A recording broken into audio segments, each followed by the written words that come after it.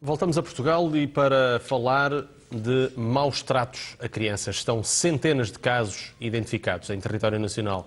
Muitas destas crianças são atacadas pela própria família, a mãe, o pai, os avós, tios ou até pelas próprias amas. Estas crianças sobrevivem muitas vezes a anos de tortura e agressões. Vamos ver agora um caso que se passou o ano passado em Recife, no Brasil, um entre muitos, mas que na verdade podia ser filmado aqui em Portugal. Isto foi captado por imagens de videovigilância. Estamos a ver esta ama constantemente a beliscar, a pressionar, a dar tapas e estalos à criança. Normalmente aquilo que acontecia, vemos aqui a criança a tirar um peluche para o chão e depois a deitar-se de imediato, quase que a perceber que logo a seguir, do nada, esta ama, por não gostar de ter sido acordada, batia como reflexo. E aqui vemos-la a tratar, enfim, de forma incompreensível esta criança. Este vídeo deu origem, aliás, a uma condenação no Brasil. Esta ama foi filmada depois dos pais perceberem que a criança começou a ter um comportamento diferente em casa.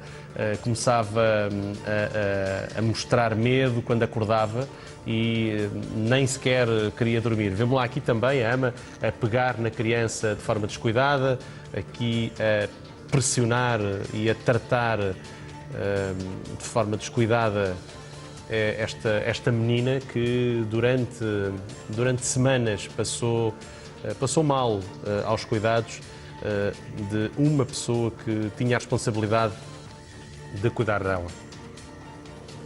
Temos hoje em estúdio, para aprofundar este tema, que é um problema grave em Portugal, 3 convidados. 2 já aqui estiveram, Albino Gomes e Mauro Paulino, e também a Matilde Sirgado hoje estreia-se aqui no Rua Seguro, do Instituto de Apoio à Criança. Exato.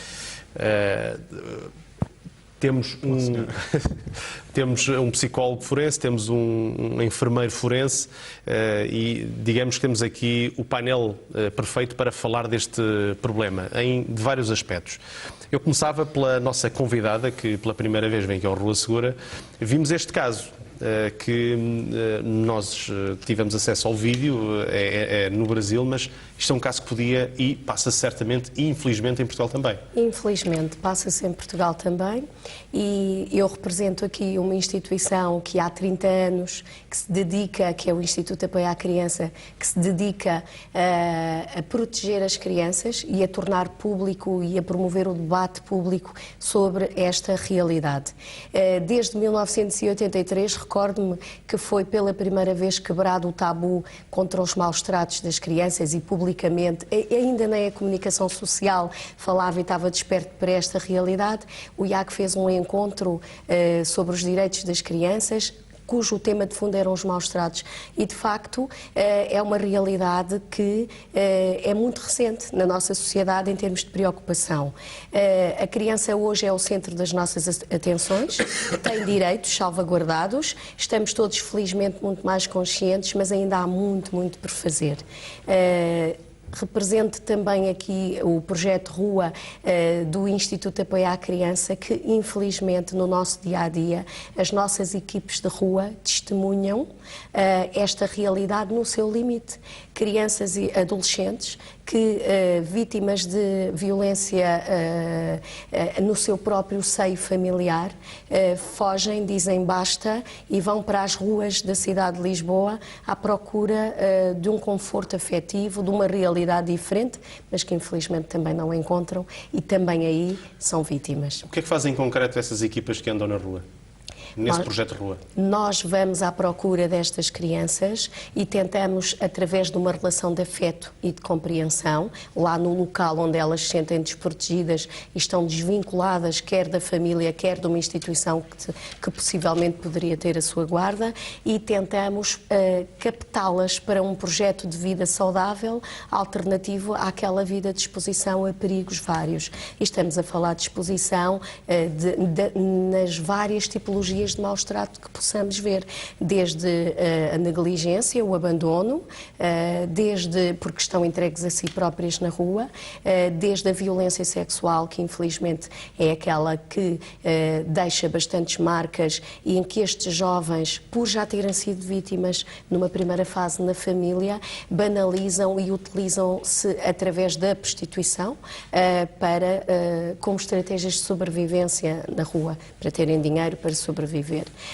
Até mesmo a violência gratuita entre pares, entre eles, e a própria agressividade do meio, as próprias condições do meio são fatores de risco para estas crianças. Bom, mas é muito difícil conseguir chegar a essas crianças, a esses adolescentes que estão já nessa fase. Não é fácil, mas nós utilizamos estratégias lúdicas e atrativas, desde que vão de encontro aos interesses destes jovens. Aplicamos muito a dinâmica da participação ativa dos jovens numa primeira fase, como o ISCO. Temos uma unidade móvel lúdico-pedagógica que nos identifica enquanto Instituto de Apoio à Criança, até mesmo para a proteção da própria equipa junto de um meio onde existem terceiros a explorar estes menores nas suas piores formas de exploração de trabalho infantil, que é outra modalidade de maltrato, e conseguimos de facto rapidamente, através da vinculação dos afetos, eles conseguem perceber que connosco estarão seguros e protegidos. E não é tão complicado, é uma questão de tempo, com algumas estratégias técnicas. Há também uma relação de proximidade, utilizamos animadores de rua e fazemos uma atividade de dia e de noite nos locais onde eles realmente estão desprotegidos. Sim. Mas estas crianças, estes adolescentes, podem ficar marcados, se não para o resto da vida, durante muito tempo. O que é possível recuperar psicologicamente uma criança que chega a limites de violência? É possível recuperar, é um trabalho complexo, mas é possível com estratégias terapêuticas e um trabalho longitudinal, é possível trabalhar esses jovens.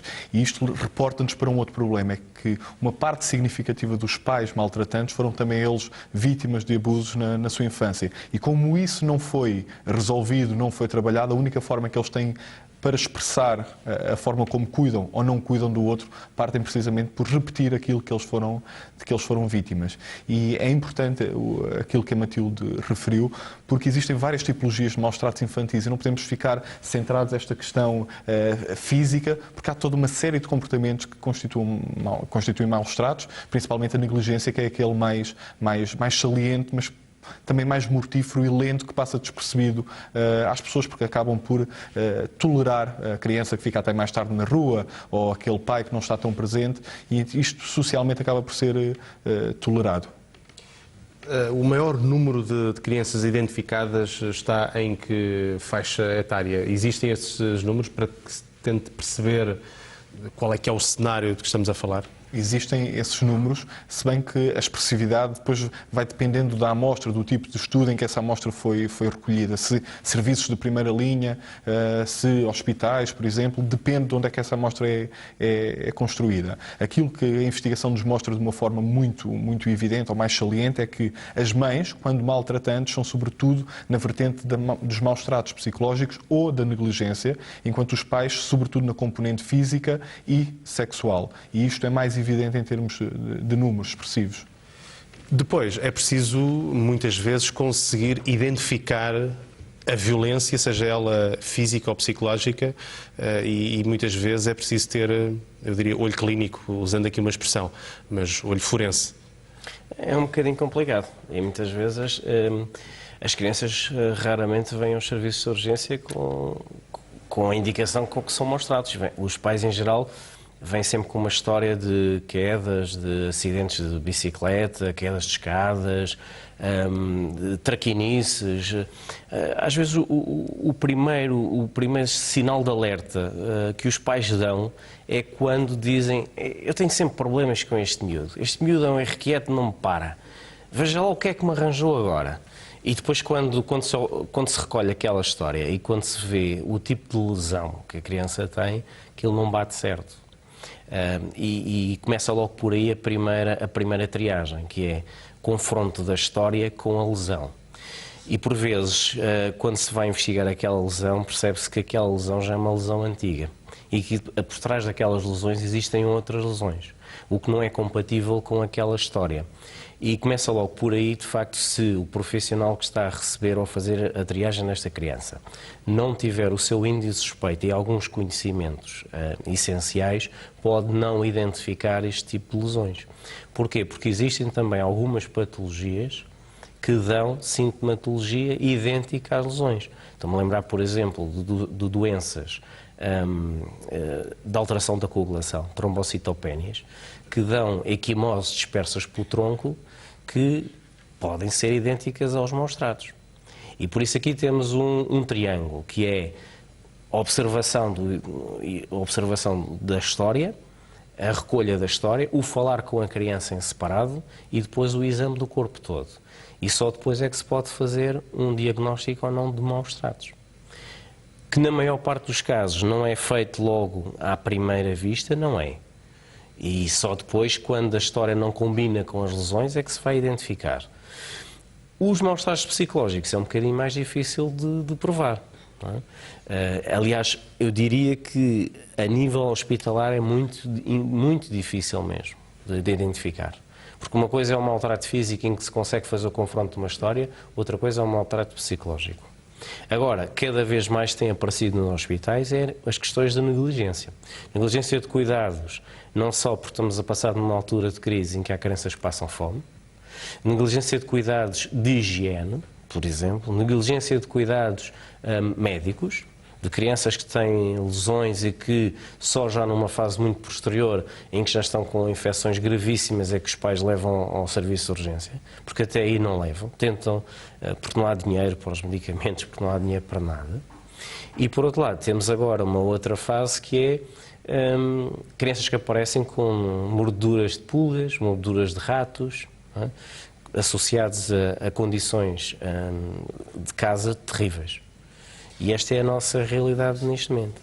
E depois há a responsabilidade dos profissionais de denunciarem estes casos. Exato. E o Instituto de Apoio à Criança tem uma linha que é o SOS Criança, que serve precisamente quer para os profissionais denunciarem, e a sociedade civil está muito mais desperta e muito menos tolerante para este tipo de práticas, e também serve, na minha opinião, para a parte mais importante, que é a denúncia direta da criança. Consegue-se, através desta linha, evitar situações de suicídio por parte da criança quando está numa situação limite. Consegue-se um aconselhamento e um encaminhamento da criança por profissionais, psicólogos na linha, que dão apoio. E depois também conseguimos vivenciar e apoiar esta situação que o colega acaba de dizer a nível das famílias. Fazemos um apoio direto também às famílias numa tentativa de remover os perigos ligados à negligência, ligados às condições, o próprio meio envolvente de onde a criança é, do seio. Muito bem, meus senhores. Doutores, vamos ter de fechar hoje o Rua Segura. Tínhamos combinado falar um bocadinho mais, hoje a atualidade marcou-nos aqui o passo. Fica prometido uma conversa mais extensa, até porque gostaria de aprofundar o trabalho que fazem na rua com os jovens aqui em Portugal, e estão os dois convidados também para nos ajudar. Eu sei que têm umas imagens para divulgar, casos concretos. Vamos ficar com esse Rua Segura marcado para daqui a uns dias. Assim que nos acompanha, muito obrigado pela preferência. Não perca já a seguir Notícias CM. Rua Segura volta amanhã.